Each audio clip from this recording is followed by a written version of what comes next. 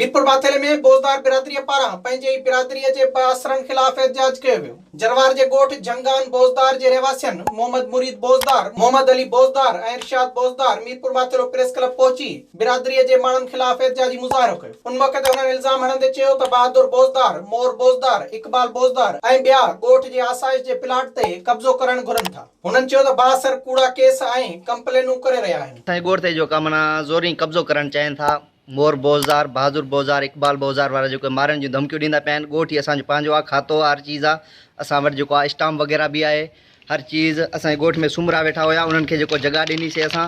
हाणे जेको आहे माना ज़ोरी असांखे धमकाइनि था पिया। ॿियो असांखे जेको आहे संग ॾियणु चाहिनि पिया त संग वठो, असांखे जेको आहे दुकानु ॾियो। असां मना करण ते जेको आहे उहे जेके आहिनि माना हाणे असांजे जेके जान जा वेरी बणिजी विया आहिनि। ॻोठ बि असांजो पंहिंजो आहे, असांजे ॾाॾनि जो आहे। असांजी ज़मीन पंहिंजी ॾिनल आहे। गवर्नमेंट जी हर शइ पिलायल आहे। पुराणे दौर में जेकी हूंदी उहा शइ पिलायल आहे। हाणे असां वटि हर शइ पई आहे, खाता वग़ैरह हर शइ आहिनि। असांखे हर भरो असांखे परेशान करनि था, ॿियो कुझु बि कोन्हे। एहतियात कंदड़नि एसएसपी घोटकी फरूख लंजार खां ॼाणायल जवाबदारनि खिलाफ़ कार्रवाई करे तहफ़्फ़ुज़ फराहम करण जो मुतालबो कयो आहे। विज़िट कयो अवामी आवाज़ मीडिया ग्रुप की वेबसाइट awamiawaz.pk।